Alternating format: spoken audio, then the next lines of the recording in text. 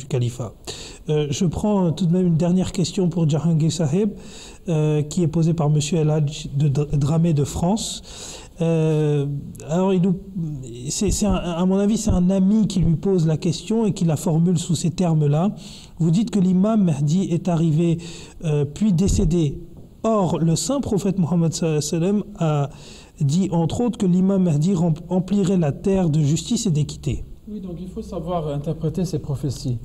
Est-ce que l'imam Mahdi va venir accomplir une chose que le prophète Mohammed et aucun autre prophète avant lui d'ailleurs n'a pu accomplir? Est-il logique de s'attendre à voir une chose pareille? Donc aucun prophète n'a réussi à le faire et tout à coup l'imam Mahdi arrive, le Messie arrive et tout de suite il y a la justice et l'équité sur terre. Et pas sur terre seulement mais sur la terre entière. Donc il faut comprendre qu'en fait tout prophète qui vient apporte un message d'équité et de justice pour toute personne qui va l'écouter. Ces personnes-là vont en profiter, ces personnes-là vont connaître la paix et la justice et l'équité. Mais donc, puisqu'il a un message universel qui s'adresse à toute la terre, donc ce sera des gens de parmi tous les peuples sur terre qui vont l'écouter, qui vont l'accepter, l'agréer et qui vont donc en profiter. Et il va lancer un mouvement qui finalement, Inch'Allah, va apporter la justice et l'équité sur terre. Mais de là à s'attendre à le voir faire des trucs à la surhomme, il va pas être Superman pour venir mettre la justice sur terre comme ça, une chose que les hommes ne font pas. Et d'ailleurs le Coran le dit. Je vais citer le verset 95 de la sourate 17 de la sourate Al-Isra. Allah dit, A'udhu billahi minash shaitanir rajim, bismillahir rahmanir rahim, wa ma mana'a an-nasa an yu'minu idh ja'ahum al-huda illa an qalu ab'atha Allahu basharan rasula. Donc il dit, et rien n'a empêché les hommes de croire quand la direction leur est venue, sauf qu'ils ont dit, Allah a-t-il envoyé un homme comme nous en tant que messager? Donc, mais c'est un homme comme nous, il ne peut pas faire plus que ce que nous faisons nous.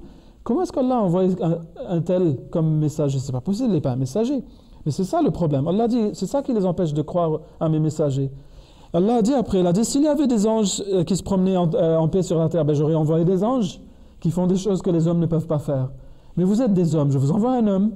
Il ne faut pas s'attendre à tout ça. Et dans les versets qui ont précédé, regardez les choses qu'ils ont demandé au prophète Mohammed lui-même. Lui-même n'a pas été épargné non plus. Hein.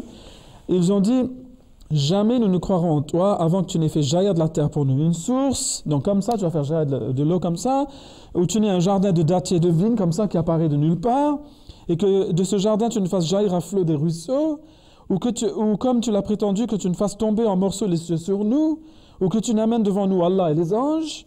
Hein, ou que tu n'aies une maison en or, que tu ne montes au ciel, nous ne croirons pas à ton ascension avant que tu nous aies fait descendre un livre que nous puissions lire. Et alors, quelle est la réponse que donne le prophète à tout ça, sallallahu alayhi wa sallam? Il dit, Subhana Rabbi, hal kuntu illa bashar rasula. Il a dit, Saint et mon Seigneur, je ne suis qu'un homme envoyé en tant que messager. Est-ce que je suis autre chose qu'un homme envoyé en tant que messager? Mais pourquoi vous demandez toutes ces choses? Ce n'est pas des êtres humains qui vont faire des choses pareilles. Est-ce que c'est à cause de ça que vous allez me rejeter? Donc, il ne faut pas s'attendre de l'imam al-Mahdi non plus qu'il fasse des miracles. Il va commencer un mouvement qui va être la graine de la justice et de l'équité qui va pousser. C'est en train de pousser. C'est en train de fleurir maintenant. Et ça porte déjà des fruits, mais ça va prendre du temps. Ce n'est pas du jour au lendemain, d'un instant à l'autre que tout ça va se produire. Donc, si on va prendre ça comme base pour le rejeter, eh bien, les gens, ils ont déjà rejeté les prophètes sur la même base auparavant. Donc, dans quel camp voulez-vous être? Voulez-vous être dans le camp des gens qui rejettent les prophètes à cause de leurs attentes surnaturelles? Ou bien vous voulez être dans le camp de ceux qui reconnaissent que les messagers ne sont que des hommes et qu'il faut de la patience, mais que finalement, on viendra à bout de cette injustice et de ce manque d'équité dans le monde grâce au message de l'imam al-Mahdi. C'est à vous de voir. Qui fait écho en plus au verset du Saint-Coran qui dit que la victoire finale appartient à Allah et à ses prophètes. Exactement. Jazakallah Jahangir Saheb.